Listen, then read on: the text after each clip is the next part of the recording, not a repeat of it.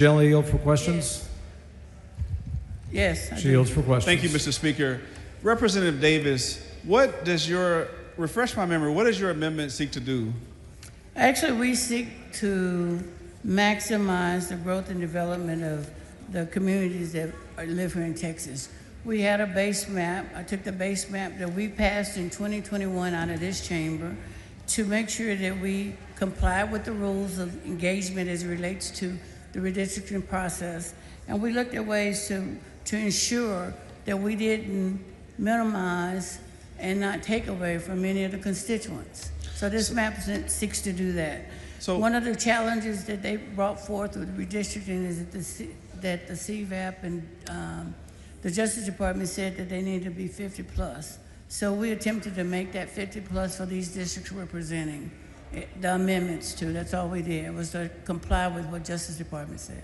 So just so we're clear for purposes of this discussion, your amendment is based on the census data from the 2020 census, is that correct? That's correct. And isn't it true that for redistricting, the normal course of redistricting is after we get a census every decade?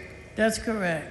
And isn't it true that based on the 2020 census, that 95% of the growth in Texas was based on the growth of minorities that included African Americans, Asian Americans, and Hispanics, the Latino community. Is that correct? That's correct. And so your map attempts to reflect that growth in minority populations. Is that correct? As well as the growth, but as well as adjusting the numbers in the districts relative to what the Department of Justice said was flawed in a map that we passed. So one of the questions I want to ask, you indicated when you were being questioned by the previous witness, you indicated that you've worked on redistricting for the past 30 years. Is that correct? Yes.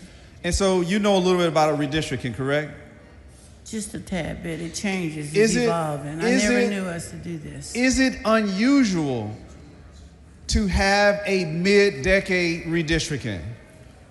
It is unusual to have a mid-decade redistricting plan. That has not been a practice. It happened one other time that I've been here. And as Chairman Hunter said, you can do it. The question is, why are we doing something that we've already done? And we did this in 2021. And, you know, if we're not going to perfect it, why are we changing it to alter it to be more draconian on us and constituents than better? Representative Davis, are you aware that the state of Texas has more African American population than any other state in the United States of America? I am aware of that. This is the largest African American community across the nation. And are you aware that currently there are 4 African American congressional seats in the state of Texas? At this point, there's 4 and potentially 1 that we could do as a coalition district or as an emerging district, opportunity district.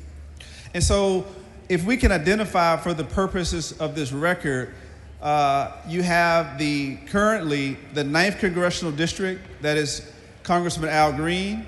You have the 18th Congressional District that was previously held by Congressman Sylvester Turner, who is deceased, and the seat is vacant. You have the 30th Congressional District held by Congresswoman Jasmine Crockett, and the 33rd Congressional District held by Congressman Mark Vesey. Is that correct? That's correct. And those are 4 African American districts in Texas, correct? That's correct. And what we tried to make sure in this map, our amendment adjusts the CVAP according to the challenges that the Justice Department had raised. And for example, we reduced in CD9 the Hispanic CVAP from 50.5 to 50.2 so that we would not, we didn't change it, we just addressed it. And you say we addressed it. We addressed it to make sure it complied with the Voting Rights Act of 1965, correct? That's correct. And specifically Section 2, correct? That's correct. And would you agree with me that we've already heard from Chairman Hunter that the Voting Rights Act of 1965, Section 2, is still current law. That is correct. And isn't it true also that Texas in the past has been found to have intentionally discriminated when it came to redistricting against African Americans and Hispanics? Is that correct? That's correct. In fact, we still have a case pending from the the maps from 2001 because we continue to have this problem with knowingly discriminating or creating a discriminatory map as it relates to African Americans. And Representative Davis, isn't it also true that based on the current proposed map that you're seeking to correct, isn't it true that House Bill 4 dilutes the African American congressional representation by a whopping 50%? That's correct, and So that's we're- what troubles me. So we're reducing, even though Texas has more African Americans than any other state, and even though, based on the 2020 census data, we had an increase in African American population, we are now, based on this current map, instead of increasing it to reflect the population growth, we're actually decreasing it in half. Is that correct? That's correct, and that's the challenge here is that we're now talking about minimizing and decreasing representation that we currently have. Why would we take a state that we were saying we're growing and now we're going to take it down? So that's what this amendment does, is seeks to recognize the growth and protect the integrity of those populations. And as I read I did look at your amendment. Your amendment seeks to not pack and crack African American and Latino communities. Isn't that correct? That's right, because essentially what you're doing is saying, and this is kind of the challenge for us as Texans, we need to recognize that our communities are more interdependent and interrelated than they are. And so we cannot just eliminate districts because you don't vote that way. You've got to allow the representation of all people. And if you don't, you're going to be, they're calling it racial political gerrymandering, but it amounts to being racially gerrymandered. Well, Representative Davis, would you agree with me that the proposed House Bill 4 is a racial gerrymandered map? And in the conversation that Chairman Hunter laid out, he said it's politically, but the impact politically has been, it is racially. So while it was political, it also had racial implications. Right, it's a racial gerrymander. We're trying to make sure that we don't put a map in place that is legally gerrymandering it. Right, and so when you look at, and I want to hone in on House Bill 4, when you hone in on House Bill 4, it pairs CD 9 held by Congressman Al Green with CD 18, correct? That's correct. And isn't it true, based on your experience, that Congressional District 18 was first held by Congresswoman Barbara Jordan as the first African-American Congresswoman since Reconstruction that was only after the Voting Rights Act of 1965, correct? That's correct. And I want to mention 18 because 2001, we went through many discussions about restoring the integrity of 18 and the voters. Correct. In District 18. So basically, we would be undoing what we just did in 2001 to District 18, CD 18. And I'm glad you brought that up. I want to make sure that the record is clear on that. Back in 2021, it seems like I remember very vividly that then Congresswoman Sheila Jackson Lee had to come to Austin before the redistricting committee to talk about the unpairing of the 9th and the 18th Congressional District, correct? That's correct. They had Congresswoman Sheila Jackson Lee paired with Congressman Al Green, correct? That's correct. And we were able the committee here reviewed, redistricted, and restored 18. It restored it. It restored it because they found that it made sense that it would be restored versus leaving that pairing. And now we're sitting here doing something the same thing. Now we're doing it all over again, Yeah, correct? That's correct. I don't know about you, but I would imagine that Congresswoman Sheila Jackson Lee, Congressman Sylvester Turner, Congresswoman Barbara Jordan would be turning over in their grave if they saw this. Would you agree with me? I agree that is why it was changed in 2021, because we found it to be totally wrong. And here we are again doing the same thing. It's totally wrong today as it was then. The lady's time has expired. Thank you, Mr. Speaker. Members, I'd ask that you Chair consider. recognizes Mr. Hunter in opposition. You can't end yet. Members, I will be moving the table for the simple reason that I like my plan better than hers. Mr. And Speaker? just to be straightforward, but I'll be moving the table on this particular amendment. Mr. Speaker, Mr. Reynolds, what? would the gentleman yield for 2 questions? Sure. Will the gentleman yield? Gentleman yields. Thank you, Chairman Hunter. I wanted to ask this question of my time ran out, but you can clarify this, Chairman Hunter. So isn't it true that under your proposed House Bill 4, Congressman Al Green, who is currently the congressman of the 9th Congressional District, under the new map, he is in the 18th Congressional District. Isn't that true?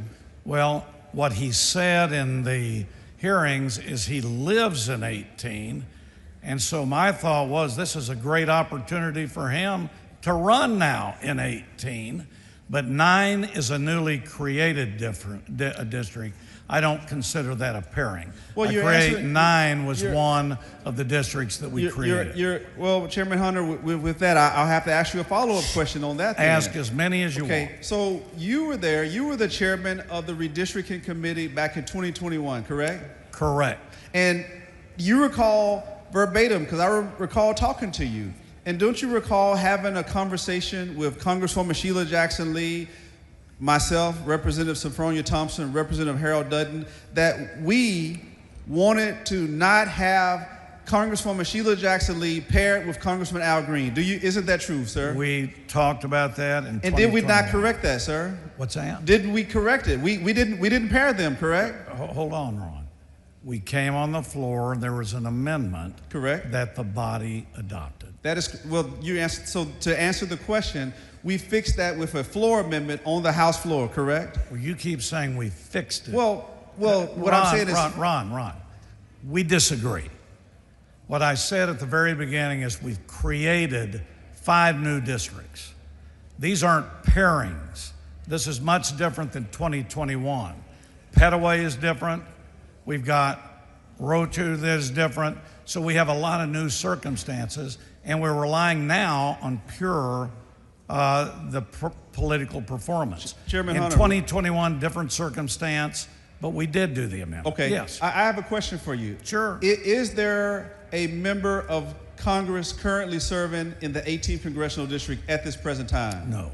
Okay, correct. Because of the death of our brother, our former colleague. My classmate. Your classmate, Congressman Sylvester Turner, correct? Correct. And isn't it your understanding that Governor Abbott called a special election for November to fill that seat, correct? I don't know about the election. Would you have any reason to disagree with me? If you're a member of this House, what you state, I will rely on. Okay, so hypothetically, if Congressman Turner had not passed away, he would still be the congressman for the 18th Congressional District, correct? I think so. Okay, and based on your new map and the parent and Congressman Al Green's address, he would now be in the new 18th Congressional District, correct? According to what was said in the hearing. According to his testimony, correct? Yes.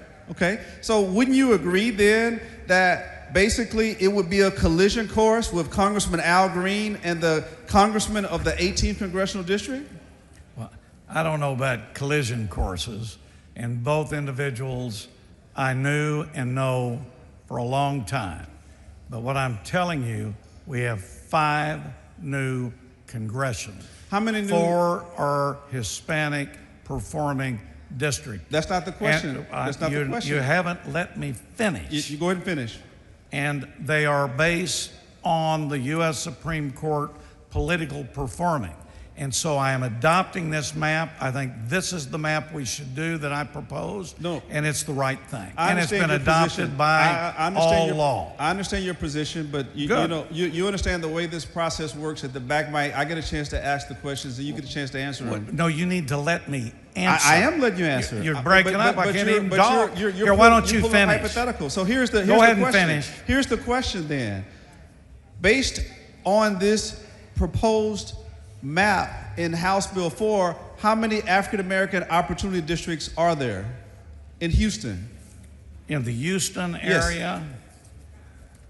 On mine, or are you talking about? On yours. Which amendment are you? I'm talking about. I thought we were talking about the amendment. On your. So now you're going back to my bill. So, all right, I'm going to go ahead and answer your questions, even though you're not staying on the amendment.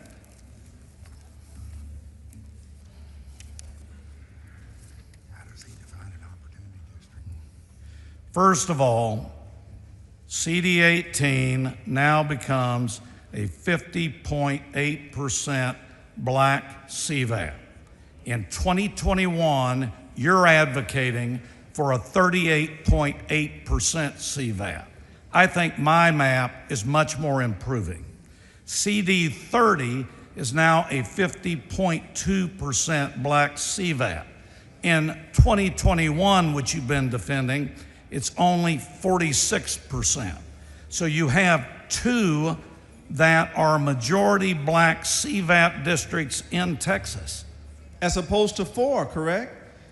I don't know where you're coming up with. Well, currently we have 4. You have CD9, CD18, CD30, and CD33, and now you have 2 based on your map. You reduced it by 50%. CD9 becomes a majority Hispanic district. Correct. I said so African you American. oppose that. No, I said Yes, African American. I said African American. I didn't say Hispanic. I said African American. CD9 is a new district. Correct. With political performance. That is correct. I've been saying I'm not this arguing against that. since I'm you only don't let asking me the facts. finish, Ron. Go ahead. You just said that I could talk, and you don't. Members, please don't talk over each other. And Mr. Reynolds, Yes. I would ask you to keep your questions about I the will. amendment before us. I will do that. Thank you, Chairman Hunter. All right, thank you.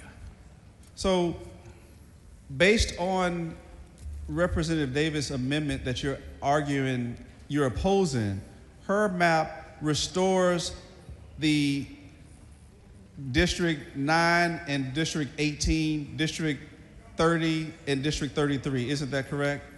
Whatever she said, I Okay. don't know if it does.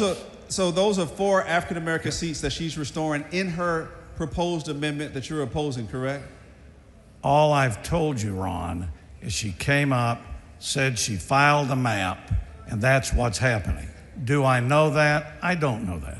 And do you know, finally, my final question is, do you know that her map intends to restore the 30th Congressional District that was once held by Congresswoman Eddie Bernice Johnson, that is now held by Congresswoman Jasmine Crockett as an African-American district, along with Congressman Mark Vesey, our former colleague here on this House floor as well. It restores his 33rd Congressional District. Isn't that true, sir? I don't know. Thank you. Thank you. Move to table.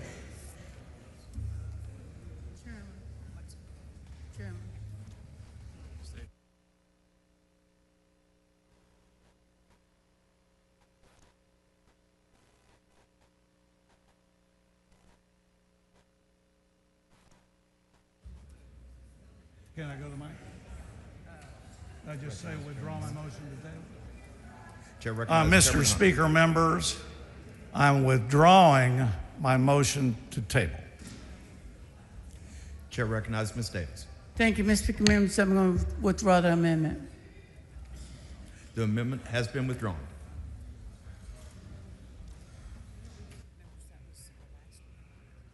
Okay. Members, that was our last amendment. Anyone wishing to speak on, for, or against, please come down front.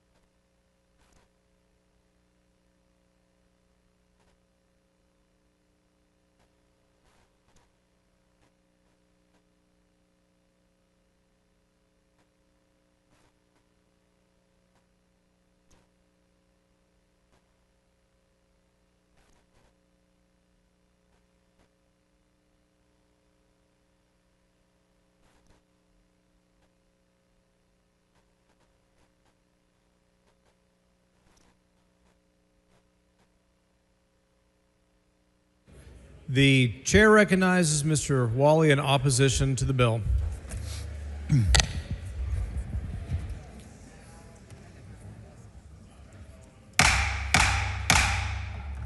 Members, please take your conversations outside the rail. Mr. Wally. Members, I stand today in strong opposition of this legislation. As the representative for the voters of House District 140, who elected me to be their voice in this chamber, I must speak out against this injustice being done on the House floor today, particularly for Congressional District 29. Since I was elected to office 16 years ago, every single one of my constituents has lived in Congressional District 29. Members, even before I was elected, I worked for Congressman Gene Green in Congressional District 29 for several years.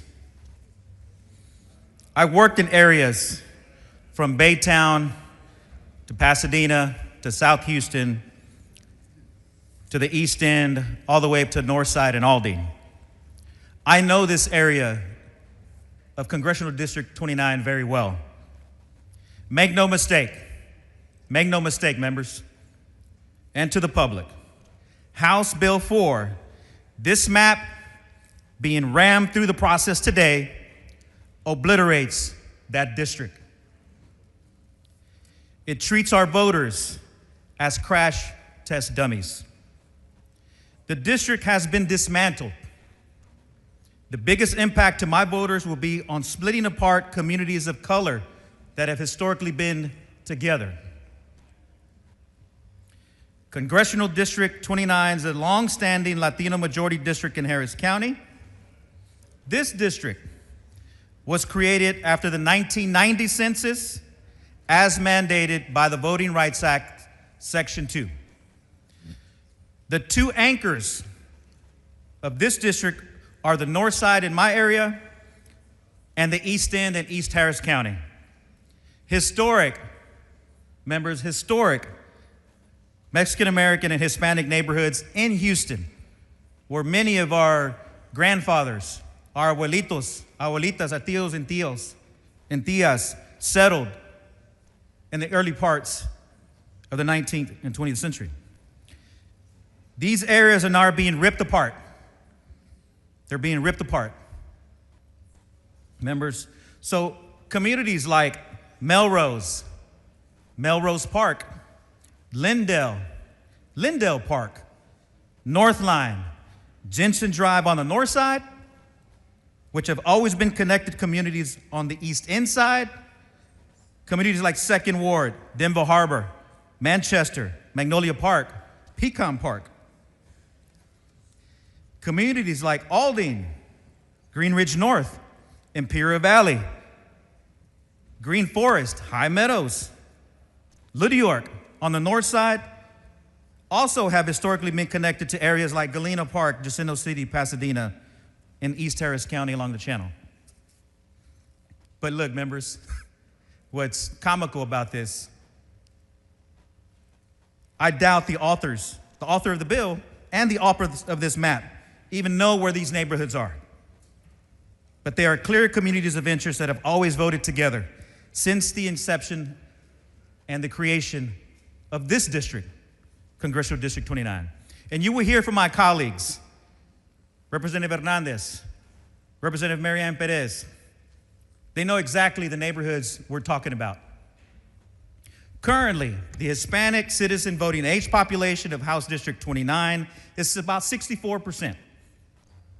Under this map, the facts are that the population in the current CD 29 drops down to 42%.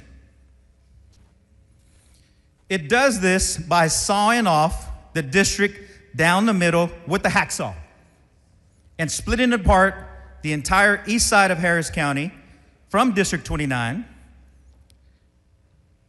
and running that eastern part, inner city East End, and connecting it all the way out into Liberty County. I'm sure there's fine people in Liberty County. I'm sure the representative from Liberty County is proud to represent their community. But the facts are, East End, inner city Houston, I would suspect have not much in common with Liberty County. What's more, the map on the floor today has changed from the map proposed from the first special session. And it's gotten worse for the Harris County Latino voters. These changes happened without public testimony and without a public hearing. On behalf of my voters, members, I'm angry. It's easy. It's easy when staring at a map of Texas on your computer to look at spreadsheets with population data and voter turnout and use that to draw shapes that will help you win elections. But redistricting is about the people and communities and creating districts that comply with the principle of one person, one vote. We also have a legal obligation to carefully consider how those districts affect the ability of racial and ethnic groups of voters elect candidates of their choice. This is more complex than just checking your population percentages. You cannot split apart a bunch of brown and black Texans and pat yourself on the back because you left enough behind to try to avoid legal trouble. Texas voters deserve better than this. My constituents deserve better than this. This body, this institution deserve better than this. Please vote no on this sorry piece of legislation. Thank you, Mr. Speaker. Chair recognizes Mr. Reynolds. Thank you, Mr. Speaker. Members, today, in this second call special session, the first order of business should have been House Bill 1. We should have been debating a bill to restore flood relief to many Texans who lost their lives in the Kerr County historic flooding. But instead, the first bill that we're taking up is a racial gerrymandered House Bill 4 from a mid-decade redistricting that is totally unnecessary. You know, I want to put this in context. Just less than 2 weeks ago, we commemorated and celebrated the 60th anniversary of the Voting Rights Act of 1965. And everyone in this body should be extra proud of it because it was signed into law by then Lyndon Baines Johnson, President of the United States of America from Texas, our own Texans. This, in the history books, is one of the most transformational pieces of legislation in our nation's history. It changed literally the course of this country. It righted a historic wrong. And what do I mean by that? Prior to the passage of the Voting Rights Act of 1965, people who looked like me, they couldn't serve in public office. In fact, I'm the first African American elected in Fort Bend County as state representative since Reconstruction. And I know I stand on the shoulders of those who made good trouble. What do I mean by that? The people who came before me, whose shoulders I stand on today, they risked their lives to end Jim Crow laws that had literacy tests, that had poll taxes, where people had to recite the Constitution. People had to guess how many bubbles in a bar of soap. Not just people, but African Americans in this country. Because of them risking their lives on freedom rides, because they're risking their lives sitting at lunch counters, because they marched, they protested, knowing they may be beaten with billy clubs, knowing that they may have water hydrants pushed on them, knowing that law enforcement was not there to serve and protect them, but to push them back and enforce Jim Crow. They defied the odds. They pressed forward. Many of them didn't make it back home. Many of them lost their lives because lynching was a way of life. Lynching was common. Prior to the passage of the Voting Rights Act of 1965, there was an incident that was captured on national TV called Bloody Sunday. And if you don't know it, you should Google it. Bloody Sunday was when former Congressman John Lewis and other freedom fighters, they marched from Selma to Montgomery for ending Jim Crow so that people could vote of color. Many of them were beaten, including Congressman John Lewis. He was beaten nearly to death by law enforcement because they weren't there to serve and protect. He was beaten to a pulp. He nearly lost his life. He was knocked unconscious. It captured the American people to say, not on our watch do we want to continue to allow this country to treat African Americans this way. And people of good conscience said that they didn't want to be on the wrong side of history. So they came in solidarity with John Lewis and Martin Luther King and others to say, we want to change this. And so it wasn't just African Americans then walking and marching. It was people of good conscience that were Anglo, that were other ethnicities, to say in America, we believe that every human being should be treated with dignity and have the right to vote. Long story short, that was why they passed the Voting Rights Act of 1965, because of Bloody Sunday. And here we are in 2025, not 1965, with a racial gerrymandered map that takes us back to those dark days. And why do I say that? Because we have a map where we have the first African-American district that was created after the passage of the Voting Rights Act to elect our own Barbara Jordan, the first African-American to serve in Congress in the South since Reconstruction in the 18th Congressional District. That was progress. But here we are with a map that eliminates the progress that was made, the marginal progress that was made in a state that has more African Americans than any other state in the country. You had Barbara Jordan. After her, you had the legendary Mickey Leland. After that, you had the legendary Craig Washington. After that, you had the legendary Congresswoman Sheila Jackson Lee, followed by Congressman Sylvester Turner and his death. It's already a shame that they didn't call the special election after Congressman Turner died in January to put that ballot on May. But here we are today where this map, this racial gerrymander, would now pit the winner of the 18th Congressional District with Congressman Al Green of the 9th Congressional District, because he is now under this proposed map in the 18th. Congressman Al Green has been a freedom fighter speaking truth to power. And now you're taking away a historic district and 2 African Americans, and you're making Houston pit 2-1. And then you go to Dallas. It doesn't stop there. The historic 30th Congressional District that was once held by Etta Bernice Johnson, who we memorialized, and her body lied in state. She was a transformational legislator from this body.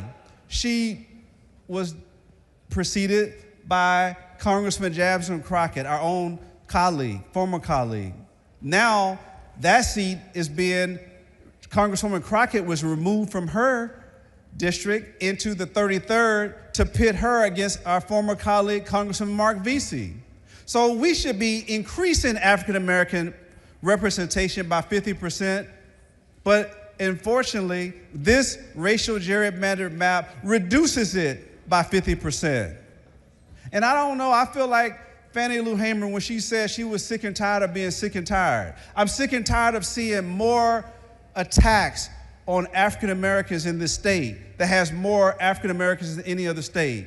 I'm sick and tired of seeing more attacks on our Hispanic brothers and sisters, because this map doesn't just disenfranchise African Americans, but also our Latino brothers and sisters. I'm sick and tired of this attacks on black and brown with this anti-diversity, equity, and inclusion. I'm sick and tired of us not want to talk about it because we implemented critical race theory, so we don't even teach about it anymore. So I feel the pain of our ancestors who thought they had overcome many of the barriers of the past, that we shouldn't have to relitigate these issues in 2025. Thank God we have the Voting Rights Act of 1965, and this House Bill 4 violates that. It's unconstitutional, and it more than likely will be struck down. But in the meantime, many people, including my constituents that are currently in the 9th Congressional District, are going to be disenfranchised. And so I know, as a man of faith, I believe that in a higher power, and I believe that Barbara Jordan would be turning over in her grave to see what we're doing in this body. I believe that Sheila Jackson Lee and Mayor Congressman Sylvester Turner will be turning over in their grave to see what we're doing in this body. And I know many of you probably are like, well, this is just something we have to do. People elect us to be statesmen, to put people before politics. And this racial gerrymander is going to disenfranchise and impact people, specifically people of color, packing and cracking communities of interest to disenfranchise them so they don't have the ability to elect a candidate of their choice. And so I rise today in opposition of this racial gerrymander map and ask you to be on the right side of history and reject this notion, this Texas takeover, and do what's best for the citizens of this state. Not President Trump, not anybody else, but the citizens of this state. They are the ones that are watching. And you may not realize this today, but just like the people that were on the wrong side of history back in 1965, history will be looking at the decisions that is made in this body today. And I want to challenge you, when you look in the mirror, where were you? Were you on the right side of history in favor of voting rights for all? Or were you on the wrong side of history where you're upholding discrimination with this racial gerrymander map? So I strongly urge you to do the right thing and protect the rights of the vulnerable that's found in Proverbs 31:8-9. And I'll close with this. It says to speak out for the one who cannot speak, for the rights of those who are doomed. Speak out, judge fairly, and defend the rights of oppressed and needy people. Ms. Garcia of Dallas. Thank you, Mr. Speaker. Members, under the current map, CD 32 is a coalition district. When white, Black, Hispanic, and Asian communities come together and make up nearly 68% of the population and nearly 64% of the voting age population. Black and Hispanic voters alone account for over 52% of the voting age population. Under the proposed map, our community will be torn apart. The Anglo share of the district rises from 36% to more than 52% of the voting age population. Meanwhile, Black, Hispanic voters together drop from 52% down to just 35% of the voting age population. This is not a minor adjustment. This is deliberate dismantling of minority voting strength in North Texas. In Dallas County, the effects are even more clear. Currently, Dallas makes up 85% of CD 32. Within what share the district reflects the true diversity of the Dallas County, 31.7% Anglo and 58.9% Black and Hispanic combined. But in the new map, Dallas County's shares of the district is reduced to 62%, adding many counties far from Dallas, Rockwell, Hunt, Upshur, Wood, Rains. As a result, Anglo voters jumped to nearly 38% in Dallas's portion, and the combined Black and Hispanic population falls to 48%. In other words, the very heart of Dallas's diverse communities is being diluted by drawing counties that do not reflect the same racial or cultural makeup. This is about more than numbers on a page. It is about whether families in Pleasant Grove, Garland, and Mesquite will still have a voice. It is about whether communities of color that built CD 32 into a district of opportunity will be silenced by map lines that crack Dallas County apart and pack it with neighboring counties. I want to be clear. This map doesn't just weaken minority representation, it severs the connection between communities and their elected officials. It makes it harder for parents, workers, and seniors in Dallas County to know that their voices matter as much as anyone else's. Congressional District 32 has been a district opportunity. This proposed map would erase the progress and turn CD 32 into an Anglo-majority district, dismantling the coalition of Black, Hispanic, and Asian voters who have fought for fair representation.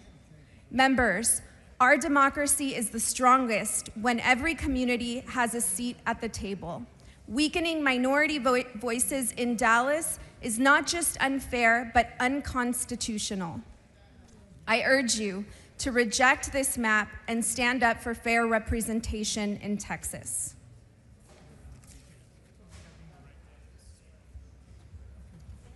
Chair recognizes Ms. Hernandez. Thank you, Mr. Speaker and members.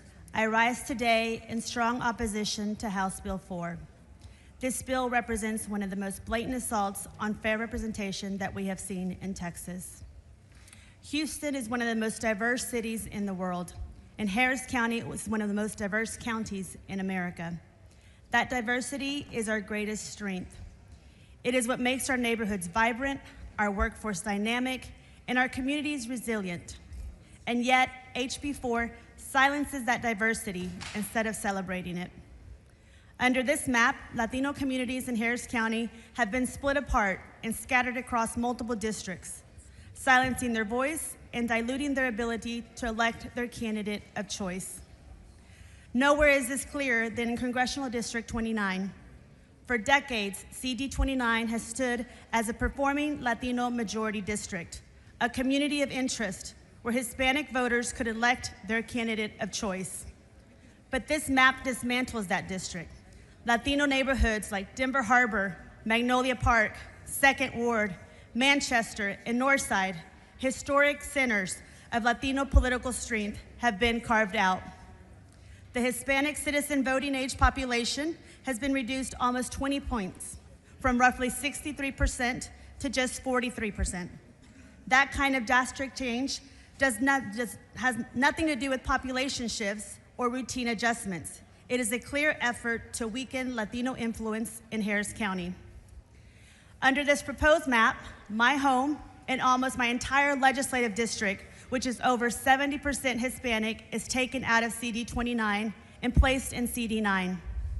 HB redraws CD 9 in a way that claims to create a Latino majority district on paper, 50.15%, but in reality dilutes the voting power of communities of interest in inner city Houston. By stretching the district across unrelated suburban and even rural areas, this map undermines Latino representation.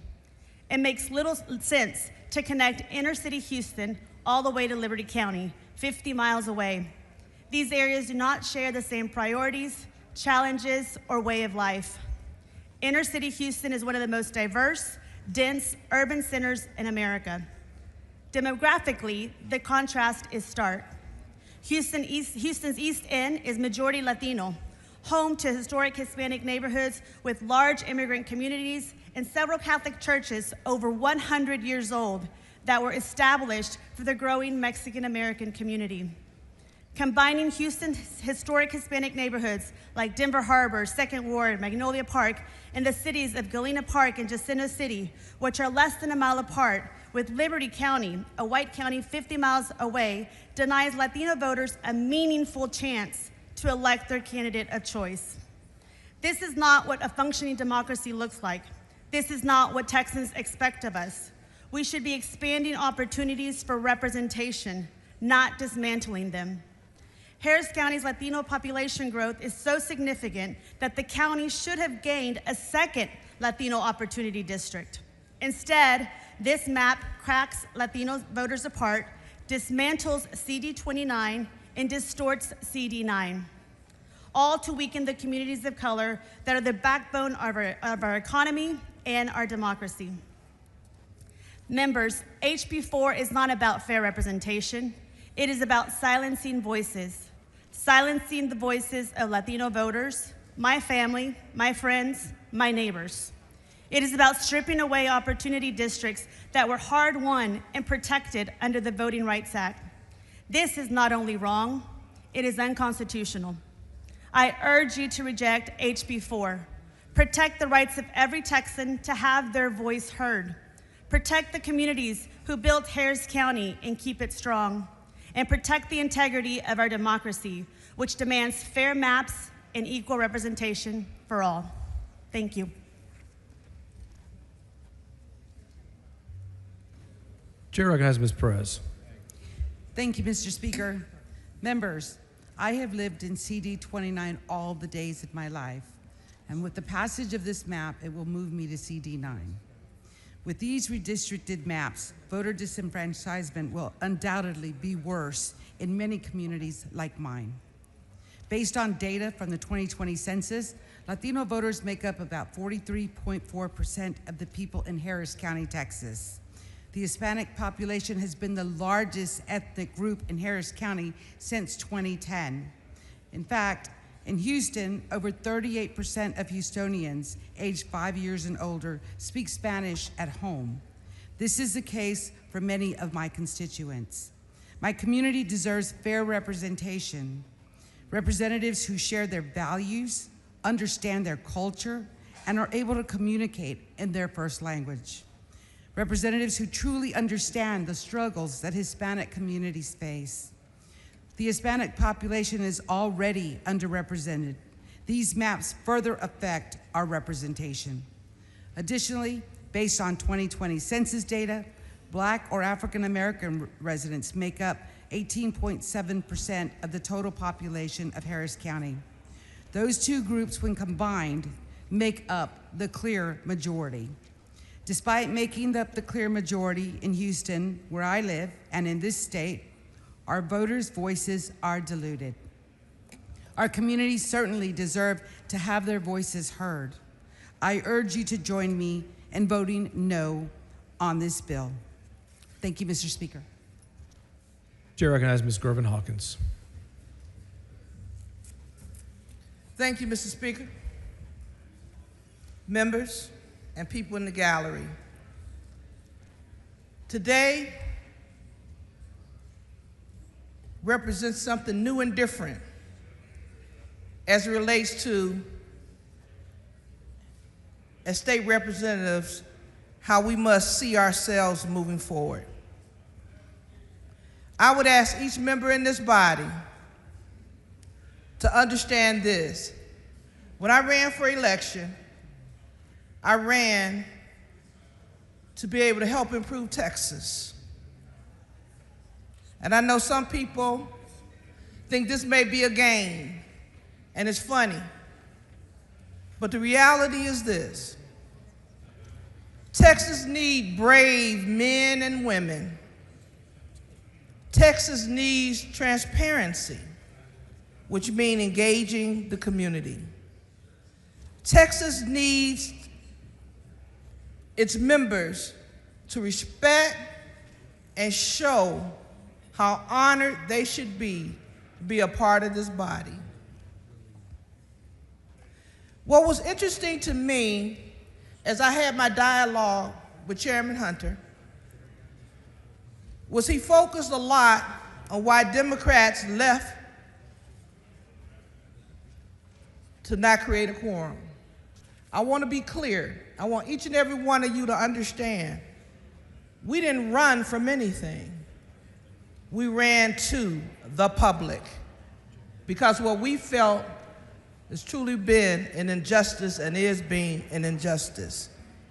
And I'll tell you why it was an injustice. We didn't act as Texans to be able to change the dynamics of our community. There was a letter that came through. A letter. Mr. Speaker, I hope in the future that we're not moved by outside influence. That we indeed move in a way that makes sure that Texans sets the agenda and no one else. When I think about these maps, and I have asked on a number of occasions, who drew these maps? No one can tell, or at least they have not revealed who drew these maps. And I know that's a bald-faced lie. So when one comes from the outside to steal what's precious in Texas, that's hurtful. I asked again, where are our brave Texans? But I will caution each and every one of you, be careful. Be careful about the actions you're taking, because indeed it not only impacts us, but it impacts our children and our children's children, the things that we do today. If DC has asked for something, we must ask ourselves, what's next? What's next of interference? For me, this body has changed. It has created an atmosphere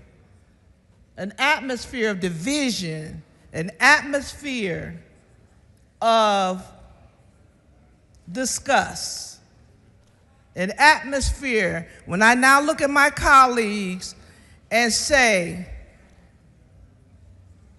wow, who are you really? You know, when I had my medical episode, I was so moved by the members who came to pray and gave me well wishes. And as you know, each and every day we come, we pray together. We pray together. We give honor to the U.S. flag and the Texas flag because we know the value of what we do here. But when that changes, not because we disagree, not because we have different positions, that changes when I see professionals that will support something that they know is wrong, but because they want to either hold on to a seat or they're fearful of the unknown. I would say to my colleagues, what's so hurtful is when my colleagues can look me in the face and look other members in the face and be willing to take away 2 African American seats.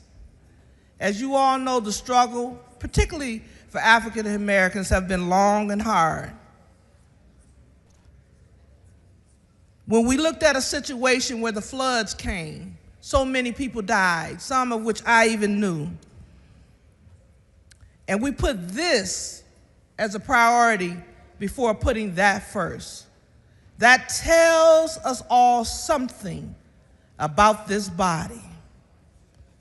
Mr. Speaker, we need to change that. We need to be able to address those priorities first. It should have been number 1 on the agenda, but it wasn't, and that was disheartening. So I say to my colleagues today, get brave. Understand our real work here. It's not a game.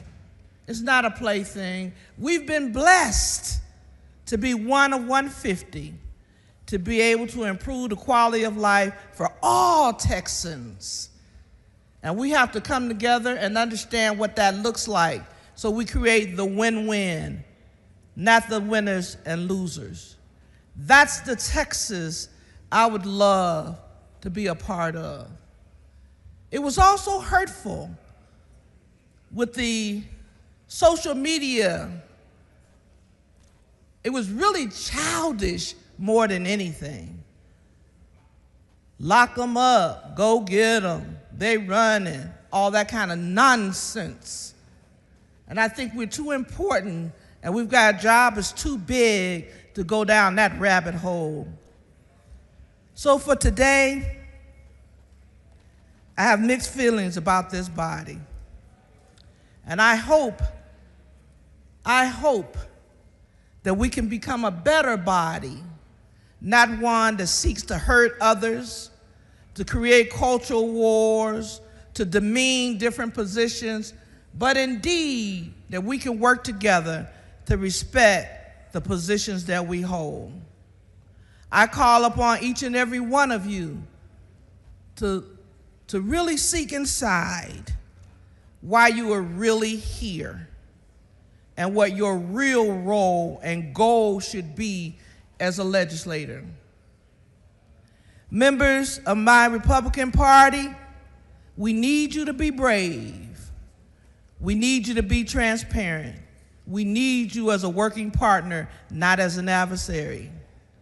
Members of the Democratic Party, let's continue. Even though we're in the minority, we're going to continue to fight the battle for the people. And finally, I would say this. Those of you who feel this is okay, let's get ready for the fight. Because the fight ain't over. It's going to continue. And it's going to be one where we have energized America to save democracy. And we will continue to do that as we move forward. Thank you. Chair recognizes Mr. Busey. Thank you, Mr. Speaker. Ms. Gervin-Hawkins, Chair of the Legislative Black Caucus, thank you for being brave. I apologize that so many of your colleagues chose to speak over your speech. Mr. Speaker and members, I rise today not just as a legislator, but as a Texan who still believes in the radical idea that voters should choose their leaders, not the other way around. This bill, House Bill 4, betrays that idea. House Bill 4 is not about representation. It is not about fairness. It is a desperate, mid-decade power grab engineered in Washington, executed in Austin, and paid for by the Texans we are supposed to represent. Let me be clear. This is Donald Trump's map. It is clearly and deliberately manufactures 5 more Republican seats in Congress because Trump himself knows the voters are rejecting his agenda. And instead of respecting that rejection, he's changing the rules. Instead of listening to the people, he's trying to silence them. And Texas Republicans have been more than willing to help. So let's talk about what House Bill 4 really does. It punishes my community of Austin, one of the most diverse, fastest growing, and engaged cities in America, by carving it up and pitting 2 progressive champions, Congressman Doggett and Kassar, into the same district. It dilutes the voting power of Black, Latino, and AAPI Texans, communities that have fueled our state's growth and are entitled to a voice in its future. And it draws neighborhoods like mine in North Austin into districts that stretch over 360 miles to Midland and Odessa in one direction, and over 170 miles to Freestone County in the other direction. Chairman Hunter, that's over 500 miles apart. That's not compact, that's corrupt. It is shameful, it is dangerous, and it sets a precedent that should terrify every single American. If you want to know the state of our democracy, look no further than this House floor. Representative Nicole Collier has been held here against her will for 2 full days, over 48 hours, because she refused to sign a permission slip from DPS, treating her like she's a child asking to use the restroom. Representative Collier is a 7-term legislator, an attorney, and an advocate for her community. She's being surveyed and detained in her own capital simply for dissenting. This is not democracy. This is authoritarianism in real time. Republicans are going to try and convince you that this is the will of the people. But if the people agreed with them, why do they need to cheat to win? Why did they try to ram this through without any public testimony on this map? Why did they hold a duly elected representative prisoner? Why did they use flood victims as a political bargaining chip? I'll tell you why. Because they're scared. They're not scared of me. They're not scared of our caucus, but they are scared of the people. They're scared because they know the people are tired of their lies. They're scared because they know the people are rejecting their policies. And they are desperate to pass these maps because it's their last chance to cling to power, and they know if they don't, they will lose in the 2026 midterms. So let me end where I began. I still believe in the Republic. I still believe in this House. I still believe that democracy is worth fighting for. That's why I broke quorum. That's why I stand here today. And that's why I will vote no on this racist bill. Because House Bill 4 is not just about where the lines are drawn, it's about whether the people still hold the pen. And I think they should. Thank you, Mr. Speaker. Chair recognizes Mr. Manuel. Thank you, Mr. Speaker and members. I wanted to read a definition because I realize that some people have gotten a little lost with what we're doing here and what's happening. I want to explain what is an economic engine. It refers to key drivers of economic growth, profitability, and value creation for companies, regions, or nations. When we were in committee, I brought up the fact that we were taking economic engines from already poor minority districts or districts that had been underrepresented or poor and underrepresented for many years. The point of that being is that we are taking from districts, for instance, Congressional District 30, which is where Congresswoman Eddie Bernice Jackson was. She used to be in the House. Now let me explain to some of you who don't know anything about her. She was a woman who used to have to sometimes walk home from work because they would force her to be late so she would miss the bus. So she'd have to walk 5 miles, and then the next morning they would say, "Hey, Eddie, did you catch the bus?" And she would say, "Yes, I did." And they would laugh knowing that she had to walk 5 miles to get home in the afternoon. These economic engines give us the ability to call these companies and make sure that they're investing in their areas. It's not forcing them to, it's asking them to. But I want to give you an example that a lot of people in here don't have. I'm going to give you my congressional district, which a lot of times people want to say things like, oh, Democrat-run cities don't work well. Well, the reason that my Democratic city hasn't worked as efficiently as it should have for over 2 decades is because in 2003, when this body did a mid-decade redistricting, you cut off our economic engines. You gave us to a different part of a county, Brazoria County, that has nothing in common with Southeast Texas of Jefferson County. And it has diluted that power, and it broke us up. It put us with a group of people who had more retail when we are more blue collar and we're industry. So we are split between Orange County, we're split between Jasper County that is further away from us, but we're closer off when it looks to representation to Brazoria County, which is much richer and much wider. And our districts were actually very well minority. It was blacks, Hispanics, whites. It was a true coalition district of just people working together. And by the way, it was already considered a Republican district. But you cut off our economic engines.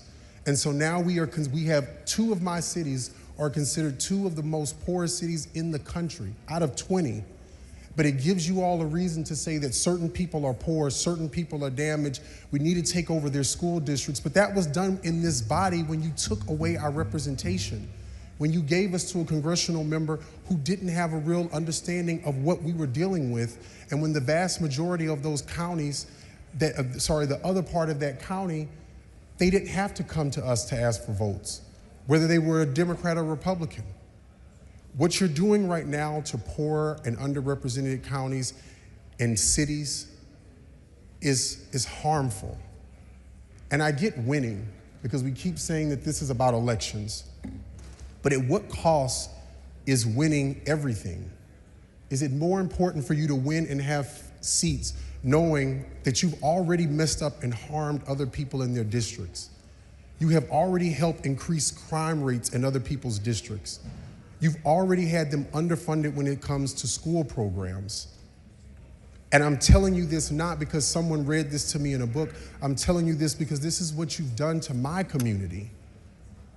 This gives you a reason to have people that will go out there and say racist things about Black and Latino and Hispanic people because you've created an environment that has festered with people who are living in poverty. I ask you to please vote no on this, not about politics, but about the fact that you are going to cause real harm to people, and you are going to cause harm to your own citizens by breaking up communities of interest. You are going to put people's lives at risk. And for all of you who live out in East Texas, I want you to remember this. If you live in Jasper and you're trying to get to the nearest hospital, or you live in Orange County, you're much more likely to die giving childbirth because a hospital is 40 or more miles away. And those are mainly a lot of the constituents that you all say you're creating districts for, but you've made their districts even poorer. This is what you're going to be doing to other people throughout this entire state. And it is devastating what you are doing to poor minority communities, but it's more devastating at the fact that sometimes you can hate someone so much that you will do irreparable damage to yourself. That is what you are opening yourselves up to, is that one day when the demographics shift, you will be in districts that you will not have any voting power, and it will hurt. And you will watch your children grow up and go to jail and lose educational value. And I know that because that's what you all did to my district. That's what I represent. That's who I am and where I am from. I hope you take that into accountability when you're taking your vote into play, because this has real life implications for people, and it does hurt.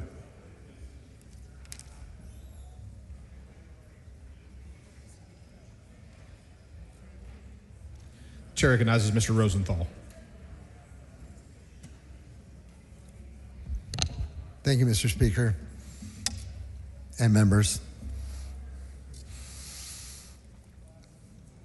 I'm concerned that when I speak to the members of this body, I notice that many of you are not listening, and I actually don't expect you to. And I don't expect my words to affect how you act in the next few minutes. That's why today I'd like to speak to the people of Texas and the people of this country. And I want to speak out against the process that has been used to ram this gerrymandered piece of work down the throats of the people of our state. So, I'm a process person. I'm an engineer for a living. I'm particularly keen on how we do what we do. So let me start out by pointing out that the whole process for this has been a sham from the beginning. Any member in here, any leader of this state that tries to tell you that there were public hearings on this map, that is simply a lie. That is not true. So first, what we have before us today is a committee substitute that was voted out in a formal hearing. What that means for the layman at home is a formal meeting is not a hearing to the public. And when the author of the bill gets up at this microphone and says, we're not required to hold hearings, they did not hold hearings on this bill. They did not hold hearings on this map. So first, I'm honored to be the vice chair of the Redistricting Committee. I've had a front row seat to all of this. That committee did not convene during the session. It wasn't important. There was nothing to consider. Now in the special session, suddenly it's become an urgent enough need that we have some hurried hearings around the state with no bill being presented to the public. So let me just tell you what a farce that is. We had a hearing here in Austin. We had a hearing in Arlington. We had a hearing in Houston. Those 3 hearings, only 5 hours each. No map had been presented. We asked the bill author and the committee chairman over and over again, do you have a map? Are you working with anybody on a map? Is there a map? And they told us, no. We haven't been talking to anybody. We don't know anything about no map. Still, the people of Texas overwhelmingly came out to complain about this process, this mid-decade redistricting process that they could only see as unfair because it's not based on new census data. It's only based on partisan performance. Between the 3 public hearings to solicit public input, we had over 3,000 people in this state weigh in. Let me be clear, 98.8%, almost 99% of the people that weighed in, whether there was a map in front of us or not, boldly decried this. The people of Texas spoke, and the leaders of Texas ignored them. 99% opposed, 3,000 comments. The worst part is that this map seeks to serve power bosses in Washington by dismantling communities of color. And when we put it that way, I know I have heard members in this body push back on that. What it does is it dilutes the voting power of communities of color by dismantling those districts. And just saying a recent court case allows us to doesn't make it fair. And just saying there's no law against redistricting in the middle of the decade doesn't make it right. Y'all, if you're losing a game so badly that you feel the need to change the referees and change the rules to help you win, maybe it's time to have a look in the mirror. Because this process has been a sham from beginning to end. The maps that we're voting on today were never reviewed by the people of Texas. It dismantles communities of color to serve power bosses in Washington, and that is that. So when it comes time to express your opinion at the ballot box, and I'm talking to you, the people of Texas, I hope you'll show up and show out and let these folks know that we deserve fairness, equity, and a voice in our process. The bottom line is the people should choose the representatives to be their voice, and we should not have power bosses in Washington deciding who gets to vote where so that they can install Congress members. Thanks for your attention. Chair recognizes Mrs. Weiner.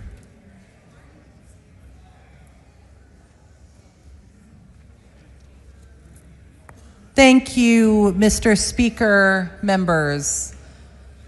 Mr. Speaker, could we get some order? There's a lot of chatter.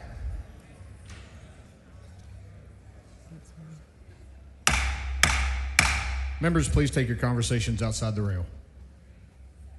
Members, I have never much liked the idea of legislators drawing politicians' districts. And that was a feeling that was affirmed by my first experience being in this body, helping draw districts.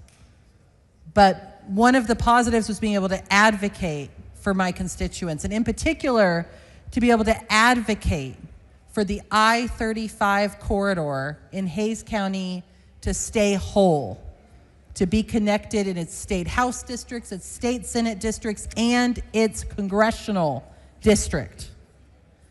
That's important because the I-35 corridor is a distinct community that is connected to itself. People in East Austin have family in Kyle and San Marcos. And those folks have family down in San Antonio. Now, I know there's been a lot of conversation about how wonderfully compact these new maps are. But the truth is, this new map is ripping apart a performing Hispanic opportunity district, Congressional District 35, that runs up and down the I-35 corridor. It's going to take communities like Blanco Gardens and Victory Gardens, historic Hispanic communities in San Marcos, and fold them into a district that is over 60% white. It's going to take the voice of those constituents and effectively erase them, giving them no power in determining who represents them in Congress, and attaching them to counties that they have little relationship with, like Bandera, Gillespie, Kendall, Kerr. Rural counties that don't have much in common with the rapidly growing and urbanizing I-35 corridor. It's also going to take fast-growing communities like Buda and Kyle and attach them to communities on the Gulf Coast, to Matagorda County, Aransas County, Nueces. It's going to take bedroom communities of Austin like Buda and Kyle, communities where the industries are focused on tech, government, higher education, and connect them to more industrial communities that just don't share their interests. But most importantly, these maps are ripping apart Hispanic communities, and the lines don't even make sense. Travis Elementary School, part of San Marcos CISD, will be in Congressional District 27, just barely. But much of its attendance zone will be in Congressional District 21, and a little finger that stretches up between Post Road and the Blanco River. Why anyone thought that was a boundary that would make sense to the constituents of San Marcos, Texas is beyond me, but the line is confusing and arbitrary and divides up communities. It means that Blanco Gardens will be in a different congressional district than Blanco River Gardens. Neighborhoods that, again, share a community, share relationships, share a grocery store, will be in different congressional districts. And members, this is particularly important because Congressional District 35 has been a performing Hispanic opportunity district. We hear a lot of promises about this new map, but you don't know performance till the map is drawn on the ground, until elections actually happen. Congressional District 35 was court-ordered to be drawn as a Hispanic opportunity district based in the I-35 corridor. And this body is about to disregard that court order and rip communities I represent apart.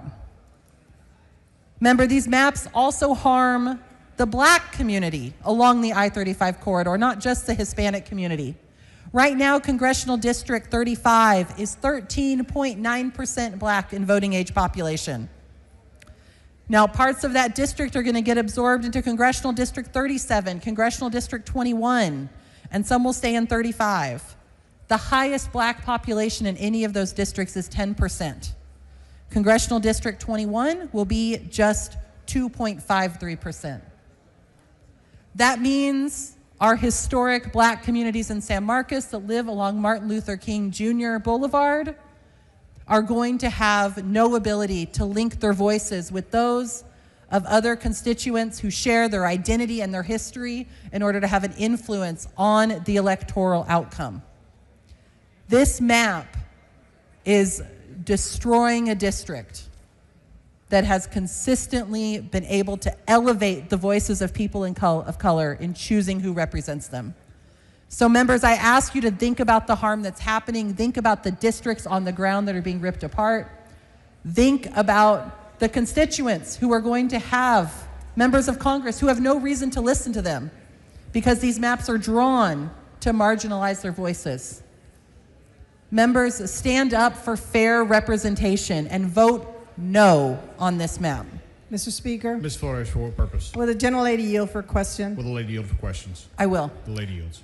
Thank you, Representative Sweiner. I understand your district, like mine, is within the current Congressional District 35. Is that correct? Yes, about 70% of my district is in Congressional District 35. And this is a strong Latino community and a strong Latino opportunity district, is it not? Yeah, we have historic Hispanic communities all up and down the I-35 corridor, from Ulen to Kyle to San Marcos to East Austin, and of course down to San Antonio. And these are communities that, as I mentioned, share relationships. I was on the phone with my old chief of staff recently, whose Old Guard San Marcos, and he has cousins in East Austin and cousins in San Antonio. Are you familiar with Del Valley in my District 51 in Southeast Travis County? I'm familiar with the community, but I don't know it as well as you do. Well, as you might be aware, I represent 2 school districts. Del Valley ISD is in the community of Del Valley,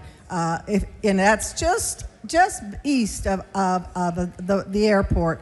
That I'm being told by constituents, and our Senator Saffirini, is being called by constituents with concern that their school district is being split between 2 congressional districts. Their own school district is now going to be split between 2 different congressional districts. Are you aware of that?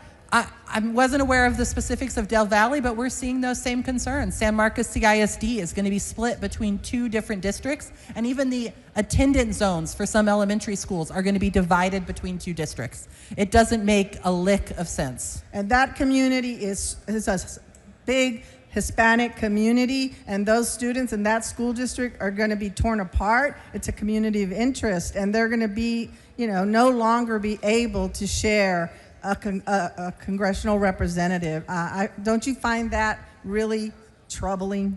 I find it incredibly troubling. And I was looking over the map, using some of the tools we have to look at the population, the Hispanic population in particular in that area. And when you're east of 35, I-35 in either Travis County or Hays County, there is almost always, with a couple exceptions, a Hispanic plurality. And in most cases, a Hispanic majority. Those constituents should have the right to band together and elect the candidate of their choice, just like they can in the current Congressional District 35. Well, thank you, Representative Sweener, for standing up for your constituents, for standing up for my constituents that are within that congressional district. And I also join you in urging everybody to vote no against this map. Thank you. Thank you so much, Representative Flores. Members, the facts are clear. This map is going to rip apart performing minority opportunity districts. And the harm in my community it's going to be immense. So I urge you to vote no and keep these connected communities of interest along I-35 together in Congressional District 35. Please vote no.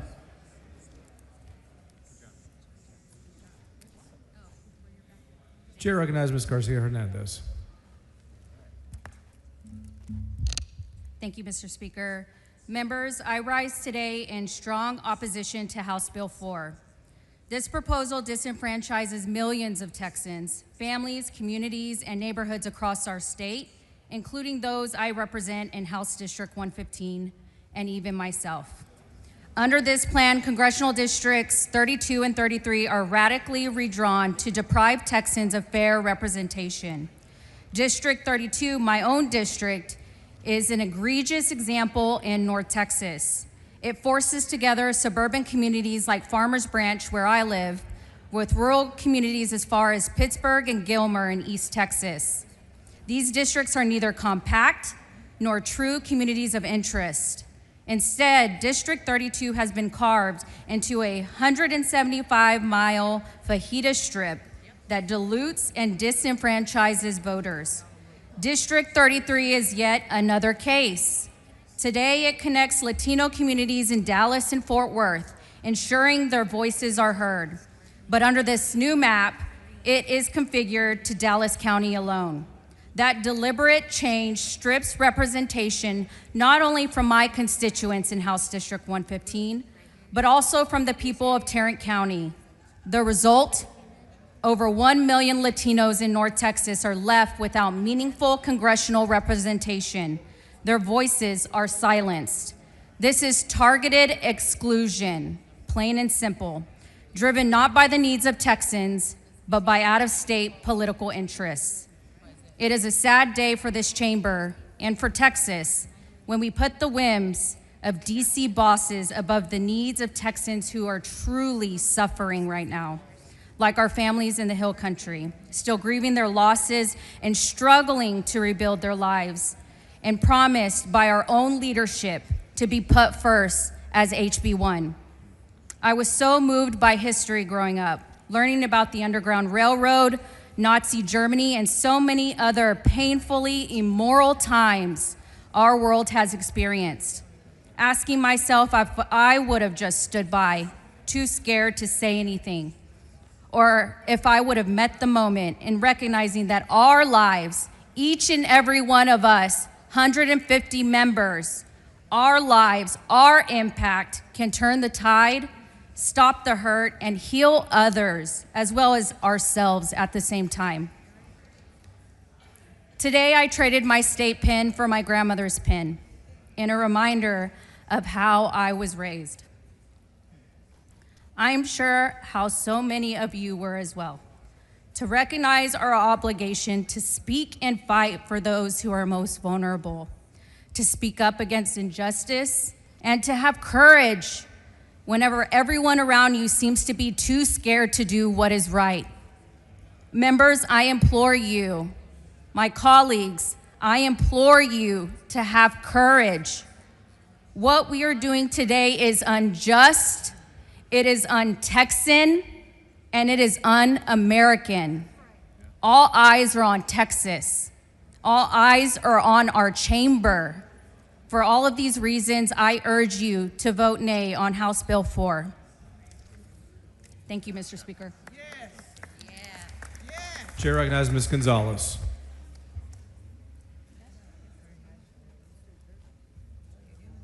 Thank you, Mr. Speaker. Members, choices are at the heart of what we do. We choose what bills that we file, choose how we vote on legislation, choose what committees we want to be on. Today is a choice. We do not have to be doing this. And this is a critical moment in our history, just like my colleague just said.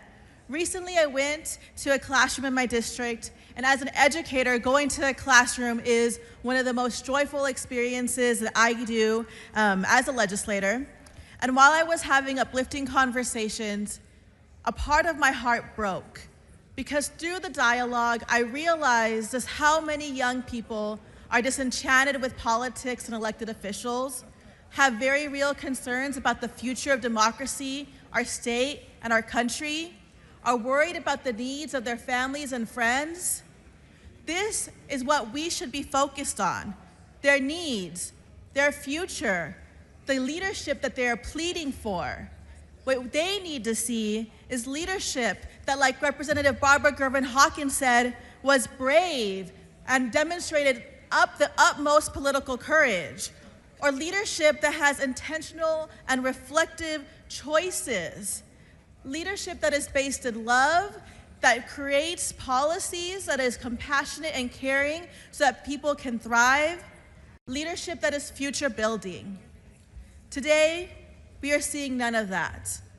Let me be very clear. We could be the leaders the next generation needs, but instead we are doing harmful legislation that is completely opposite of the needs of the next generation. We could be a body that comes together and demonstrates political courage, intentional choices, love, future building, by saying that we will not let our maps be rigged, by saying that the maps are the blueprint for democratic engagement and they should not be corrupted. We could be that body. There are choices being made that are not leading towards that energy. Members, I know that it's been a long day, but this is for our future, for our children. I urge you to vote no. Chair recognizes Dr. Lalani.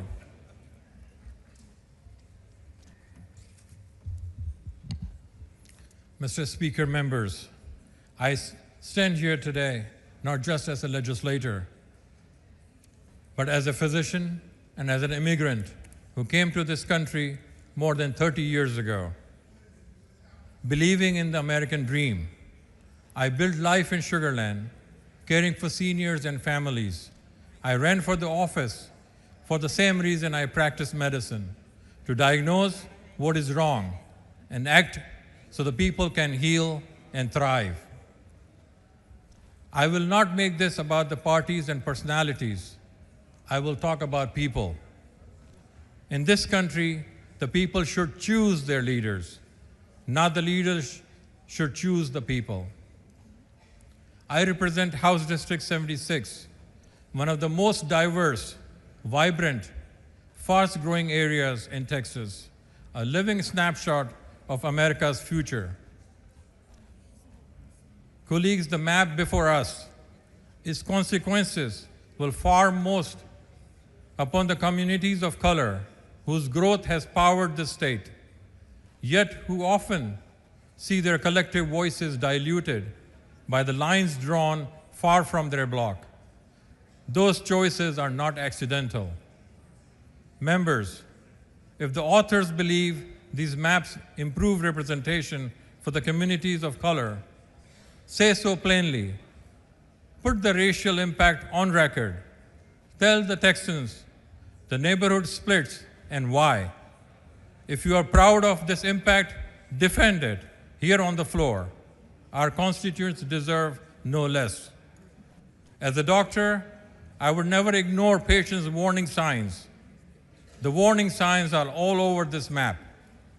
It will determine who gets the clinic, who gets the flood control, the school investment, safe streets, and who will be told again to wait in the line.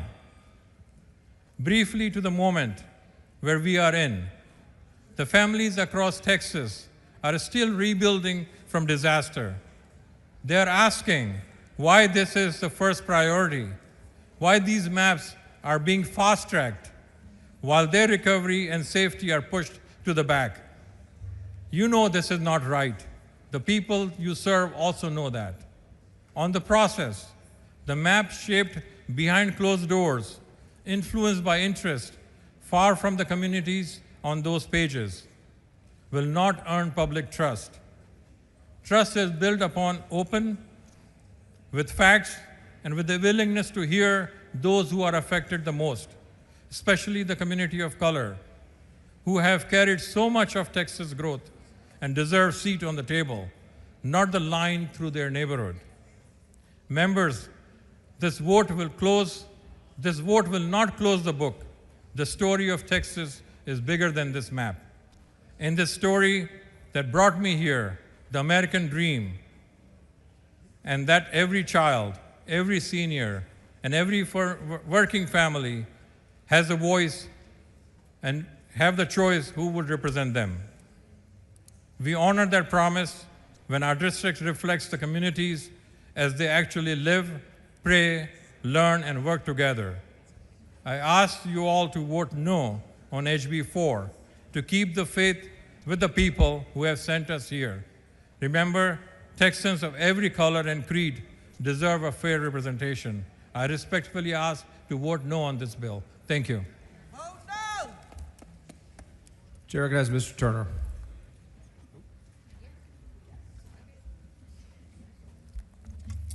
Thank you, Mr. Speaker. Cracking and packing. Cracking and packing. It's the classic Texas Republican two-step when it comes to discriminating against Black, Hispanic, and other minority Texans.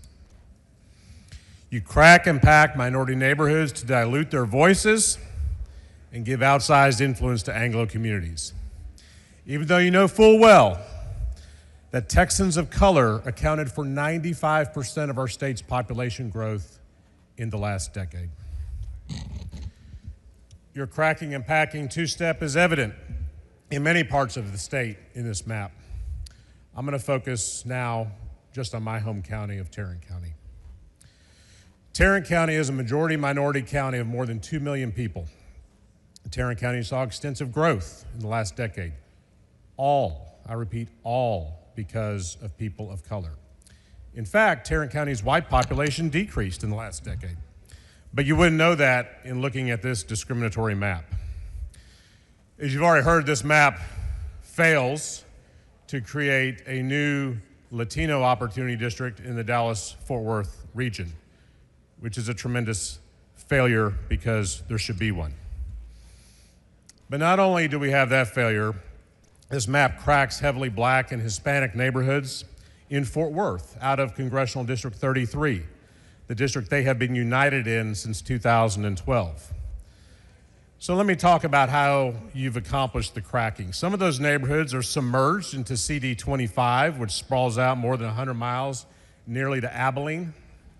Rural Anglo voters will now control the outcome of their congressional election, canceling their voices. The rest of those CD 33 precincts are splintered and used for parts in CD 12, once again controlled by Anglo voters in West, Fort Worth, and Parker counties. By the way, let me remind the House, if you've forgotten, how CD 33 came to be. In 2011, the legislature, in passing its congressional map that year, did the exact same thing that this map does. They took heavily minority neighborhoods in Tarrant County and submerged them into white-controlled districts, suburban and rural districts, until a federal court stepped in and called it what it was: intentional racial discrimination that is against the law.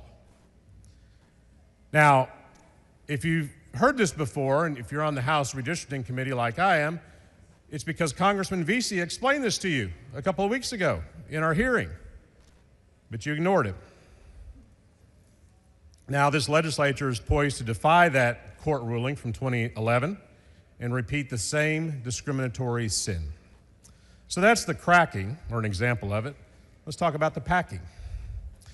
So most of my majority-minority House District 101 will be packed into CD 30, a historic Dallas-based district where black voters have elected the candidate of their choice since that district's creation in 1991. In other words, you don't need to pack more minority voters into that district unless, of course, your goal is to cynically dilute their collective voting strength. But the intentional discrimination doesn't even stop there. As Congresswoman Crockett testified in the House committee hearing a few weeks ago, you've removed key economic engines from CD 30, like Love Field in downtown Dallas. Hell, you even took her home out of her district. She told you that, but you ignored her on that too, just like you ignored the thousands of Texans who voiced their strong opposition to this corrupt process. But you say, and I heard this in the committee, surely Congressional District 30 is going to have new economic engines with all that new territory in Tarrant County. Wrong. CD 30 in Tarrant County goes right up to the campus of UT Arlington, but the university goes into CD 6. CD 30 goes right up to the General Motors plant, but not quite. It also goes into CD 6. And the Arlington Entertainment District in CD 25. You know that's not a coincidence. You know what it is. It's straight up intentional discrimination. You can falsely claim it's about partisanship, but you know that's just a smokescreen for racial discrimination. We all see it. The people of Texas see it. And now the American people see it. Texas redistricting maps have been found to violate the Voting Rights Act every decade since the 1970s. I don't know why this legislature is so hell-bent on keeping that shameful streak going. But know this, we will see you back in court very soon. Chair recognizes Mr. Bernal.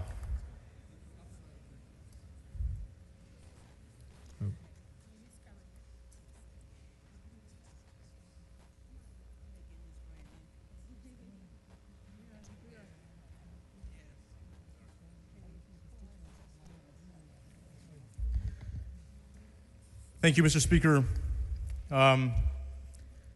This is my 6th term, and when you've been here long enough, you get to know people. We often get to talk more personally, sometimes behind committee rooms or when it's late night during budget night, and those conversations are usually a little bit more personal. We talk in ways to each other that we don't talk here, and so I thought that the approach I would take, because so much has already been said that I agree with, that I would talk to you now the way I would talk to you then, with maybe a few fewer cuss words, of course. But I have to tell you, as your colleague, as your peer, it's frustrating when it seems like no matter what we say or what I say, you always seem to know better. That is frustrating. It is demeaning. And I'll give you an example of how often that's happened since I've been here. Some of you who have been here as long as I have may remember SB 4, which was the Show Me Your Papers bill, which allowed law enforcement to essentially racially profile people and say, you look like you don't belong. Show me your papers. Show me that you belong here. And we tried to tell you that that singled us out. We tried to tell you what that would look like on the ground, but you knew better. And then you've got the DEI bans that focus on clubs and departments that are designed to help and guarantee the success of students of color in particular.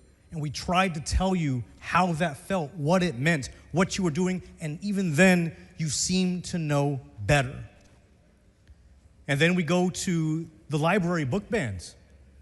When so many of those books were written by authors of color, we tried to tell you, look at who the authors are. Look what they're writing about. This is how it makes us feel. This is what you're doing. This is the effect. And even then, you seem to know better. Then we've got the 287G agreements, which turn local law enforcement into ICE agents. And look what's happening now. Our neighbors, our friends, our family are getting scooped off the street by masked, unidentified agents. And we tried to tell you, look what's going to happen. We are singled out. Look at how it makes us feel, and look at how it affects us. And even then, you seem to know better. And then, you didn't want Asian folks to own property. Very straightforward. And we said, you guys, look at what you're doing. Look at who you're pointing out. Look at how it makes people feel. And look at what's going to happen. And yet, even then, you seem to know better. When you tried successfully to have Confederate Heroes Day land around the same time as MLK Day, we tried to point out what it would do, how it would make people feel, what it would mean. We told you how it made us feel and who it singled out and who it would affect, and even then, you knew better. And so here we are with these maps. Tremendous population growth in Texas, especially in the black and brown communities. And the maps don't reflect that at all. And we're trying to tell you that there's something wrong there, that it's almost impossible to do that without focusing on race.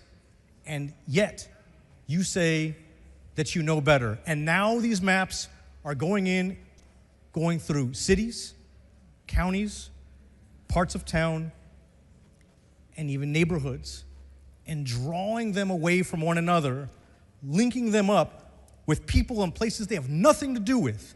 And we are telling you, if you knew these places, if you know those people, you are singling them out.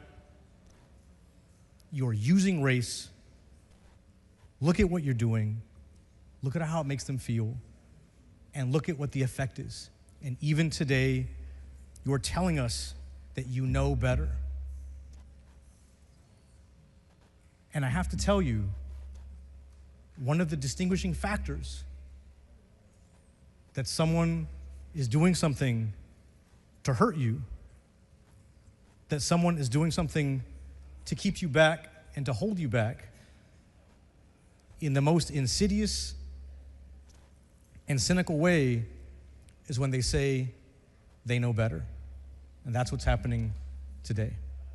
Thank you. Chair recognizes Mr. Anchia.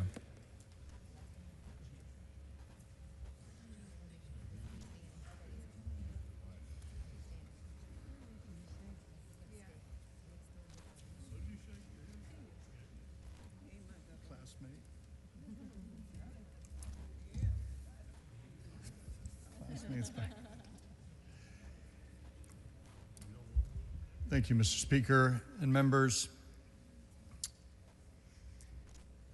I rise because I've heard from the proponents of this bill, from the authors of this bill, that this is somehow about fixing census numbers, somehow exclusively about partisanship. It's about fixing unconstitutional maps.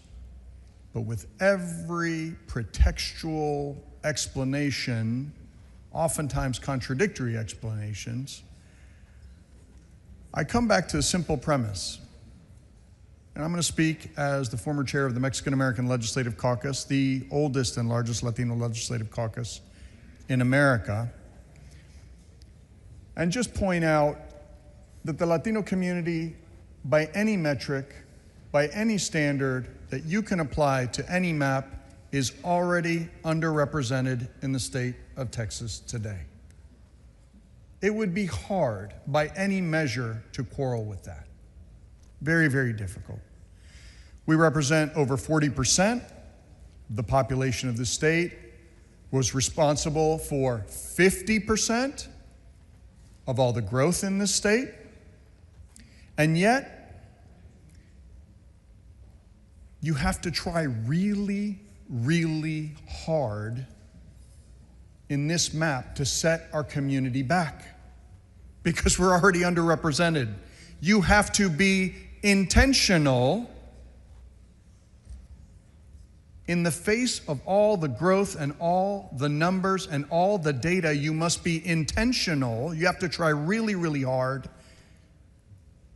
to have us enjoy less representation than we already do under this map. If you apply the numbers, this map furnishes maybe 4 or 5 districts where the Latino community can elect candidates of their choice. Okay? If you apply math to that and a percentage, that 4 or 5 out of 38 comes out to about 10.5% to about 13%. Again, even though we represented 50% of all the growth in this state and are now the largest plurality population in the state of Texas. So to only say that Latinos are going to get between 10 and 13% of the opportunity to elect candidates of their choice under this current map explains to me that you had to try really, really hard. You had to be intentional about this lack of representation. And we can go through the individual places. In Tarrant County, it's been discussed, where nearly 1 in 3 people is Latino, and yet this map dismantles their only chance at representation. Gone. In Dallas County, where over 1 million Latinos, and side note, more Latinos in North Texas than even South Texas, where we have waited for more than a decade to have the opportunity to elect a Dallas County neighbor of our choice, this map denies us again. In Houston, Representatives Wale, Perez, and Hernandez talked about the longstanding Latino neighborhoods that are systematically and intentionally packed and cracked, tying working class families to faraway suburbs that share nothing in common. In San Antonio, representatives have told you that a performing 60+% Latino congressional seat just disappears. It's gone. Poof. With no explanation.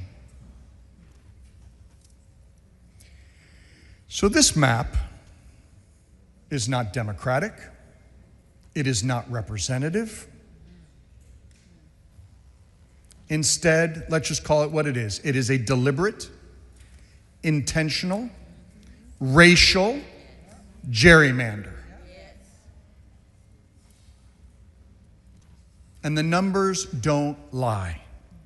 And colleagues, as has been pointed out to you over and over and over again, so much so that it must be seared into your brain, what is being attempted today is not new. What is being done to our communities today is not new, Because every decade since the 1970s, this legislature, whether it was Dixiecrats or Democrats or Republicans, has discriminated against people of color. Every decade. And when we think about those people who came before us, we wonder, wow, what were they like? What were those people like who could look at the African American, Asian, Latino people on this House floor and say, you deserve less representation. I'm going to look you in the eye and tell you, you deserve less representation. And I'm going to be intentional about that. What were those people like? So just ask yourselves, and ask yourselves if you want to add your name to that list of people who looked at these communities of color, at their colleagues in the eye and said, no, you deserve less representation. Y para el pueblo que esté aquí o que está mirando en la televisión, voy a ofrecer unos comentarios en español para que todo el mundo sea incluido en este debate. Porque es claro y sabemos que la única manera que nuestra comunidad hispana va a llegar de donde estamos, bajo representados, a dónde queremos ir, es con representación. Es con representación. And if representation wasn't so important, if it wasn't so important, why are people willing to break the law and discriminate intentionally to take your representation from you? So, members,